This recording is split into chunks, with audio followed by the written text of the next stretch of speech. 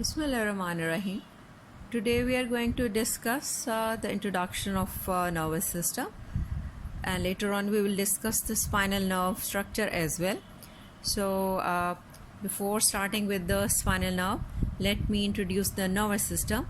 Your nervous system consists of the central nervous system, that includes the brain and the spinal cord, and the other system you call it as peripheral nervous system. You can see the nerves running towards the periphery.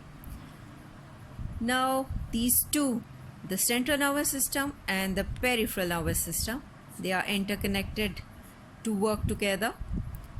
Now comes toward the peripheral nervous system. Peripheral nervous system, again you would divide it into afferent division and the efferent division.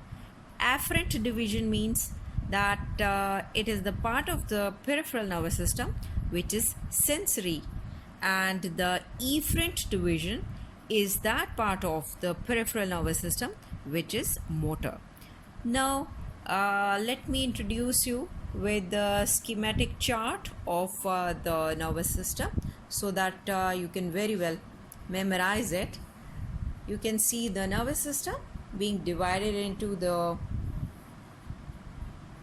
central and the peripheral nervous system. Then you can see the peripheral nervous system is going to be divided into afferent and efferent division, showing the sensory and the motor peripheral nervous system. Now I will show you the schematic chart that would be showing the division of the nervous system. Nervous system, as you can see, is divided into the central nervous system and the peripheral nervous system. Central nervous system, we have mentioned earlier that it consists of brain and the spinal cord. Now the peripheral nervous system, which is, you can see, being divided into afferent division leading to the sensory peripheral nervous system, and the other division is the efferent one, which is motor peripheral nervous system. Now come towards the peripheral motor system. You can divide it again into the two. Number one is the somatic motor system or motor division for voluntary action, or you can say it's a motor response meant to deal with your skeletal muscles, etc. And the other one is the autonomic or a system that has to deal with the involuntary action. It will supply the smooth muscle and the cardiac muscle in a easy way if you want to understand. Now this autonomic nervous system definitely is going to divide into the sympathetic and the parasympathetic. Sympathetic, you must be knowing, works under stress to prepare you for the fight, flight and fright. And the parasympathetic system is active when you are quiet or in a calm situation or a condition. Now you have to learn that these are all the autonomic and the somatic responses. They are functional with the help of various nerves and the ganglia. Nerves are the cranial nerves and the spinal nerves with their associated ganglia. Now a little bit more about the afferent division, which is the sensory part of the peripheral nervous system. We will categorize it into the general sensation and the special sensation, because we must know that information throughout our body, either through the exterior part or some special organs, the internal or external, they are going to carry information, and they all are reaching through the afferent division of your peripheral nervous system. And definitely this peripheral nervous system is going to be conveying all the information towards your central nervous system to carry out the functions accordingly. So the general sensation and the special sensation. Special sensation can include your vision, your olfaction, taste, hearing and equilibrium, means the sense of balance and position. And the general sensation is, again, we can categorize it in the somatic sensation and the visceral sensation. Somatic sensation could be through the skin, fascia, could be superficial, and it's connective tissue, the superficial body parts, locomotion system through the skeletal muscle, joints and tendon. And the visceral sensations are through the internal organs or viscera via the stretch of any alimentary canal or urinary bladder. All these information, either general or special, are passing through the sensory peripheral nervous system, its afferent division, via peripheral nervous system is conveyed towards your central nervous system to be processed. Now we have to learn about the nerves, the cranial nerves and the spinal nerves. Cranial nerves are 12 in number that have got their nuclei buried into the brain and the spinal cord. They are also paired. We just mentioned the number of the cranial nerve because today our topic of discussion are the spinal nerves. The spinal nerves are 31 in number. They are again paired, and if you categorize, they are having among the 31 number, 8 of them are cervical spinal nerves, 12 are thoracic spinal nerve, 5 are lumbar, 5 are sacral, and 1 is coccygeal. And when you add them up, they form the 31 spinal nerves. How they are taking their origin, or what is the formation of spinal nerve? For this, you have to see the transversely cut section of the spinal cord segment, in which you can see that 8-shaped structure, which is the gray matter of the spinal cord, located centrally. In the very center, it should be having the central canal, and around the gray matter you can see the white area, which you call it as the white matter of the spinal cord. And now you are just looking into one segment of the spinal cord along with the formation of the spinal nerve. This is the ventral horn of this gray matter, and this is the dorsal horn of the gray matter. The dorsal horn is also called as posterior horns, and the ventral horns are also called as anterior horns of the gray matter. And from this you can see that there are the bundle of nerve rootlets. They are combining to form a single root, which you call it as ventral root or motor root of spinal nerve. Again, you can see that there are number of small rootlets. They are joining and they are forming a single root, which you call it as dorsal root or the posterior root, which is sensory in its conduction or in function. The ventral root or the motor root is also, we call it as anterior root, has to carry out the motor function. So that is why you can call it as efferent nerve, efferent part of that spinal nerve. And this posterior or sensory root is also called as afferent, starting with the letter A, afferent division of the spinal nerve. Now these two roots, this is the sensory one and this is the pure motor. Their sensations are not here mixed. They are joining to form the spinal trunk. Here you can see, and on the very posterior or sensory root you can see a dilated part called as spinal or sensory ganglion of the posterior root. Now after the formation of the spinal trunk, here the sensation are now going to be mixed. The sensory sensation and the motor sensation, they are going to be mixed.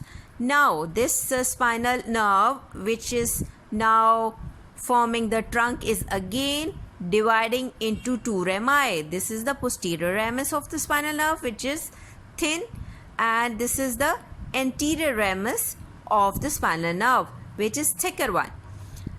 Another structure, you can see that there is a dilated part. This is the sympathetic ganglia, or it is a part of a sympathetic system under the heading of autonomic nervous system. And you can see that this system is connected with the spinal nerve, which is a part of the main spinal cord through which the spinal nerve are taking origin, and they are connected with the sympathetic ganglion. The fibers, from the, you would say, the lateral horn, the sympathetic fibers could be coming downwards as a white rami communicants towards this sympathetic ganglia, and are also called as preganglionic nerve fibers or preganglionic communicants, as they are coming into the ganglia. Now, from the sympathetic ganglia, the postganglionic fibers or gray rami communicants, because they are myelinated, are going towards the spinal nerve.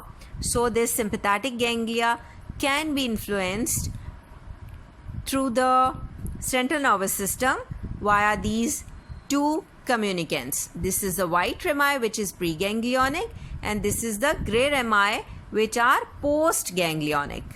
And we have already mentioned that the sensory root is carrying the pure sensory information, and the ventral root is carrying the pure motor information.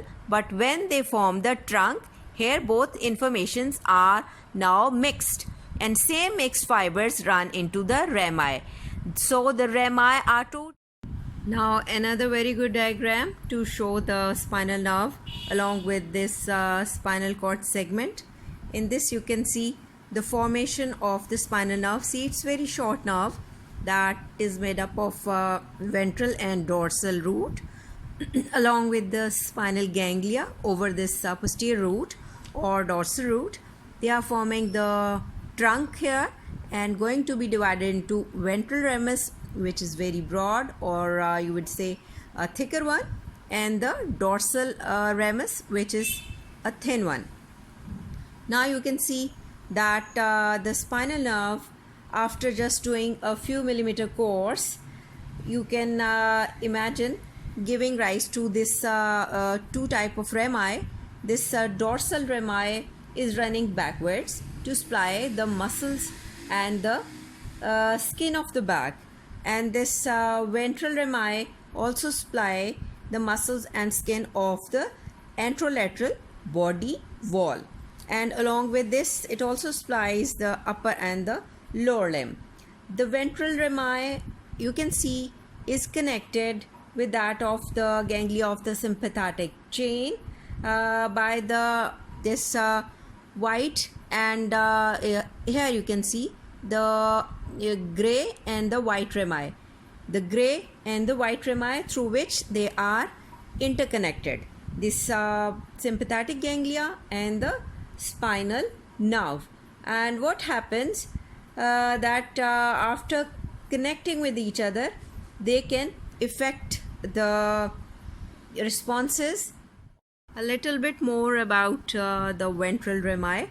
These ventral rami of the spinal nerves, except the thoracic nerve, you would say T2 to T12, they are arranged to form several complex networks of nerves called as plexus. The plexus are made from the different spinal nerves, which are, you would say, recombined and sorted out to form the various plexus. We can name various plexus like cervical plexus, brachial plexus, lumbar and sacral plexus. Now you can see that there are the sympathetic ganglia. They form a chain of the sympathetic ganglia, and the blue color you are looking into showing the various afferent fibers entering through these roots towards the spinal cord, and from here the red lines are showing the efferent fibers or motor fibers coming downwards they are also giving fibers to the this sympathetic ganglia as well through the white rami communicant. And you can see that these nerves, they are to pass through and through the dorsal rami and the ventral rami to act upon various or to carry out various functions of the body. And now concentrate on the sympathetic ganglia. What happens that the sympathetic, these fibers, they take one of the three routes. First of all, when the preganglionic fibers enter here, they synapse here inside the ganglia with the postganglionic neurons. The other thing that the fibers entering here could move upwards or could be moving downwards to be connected to the next respected ganglia.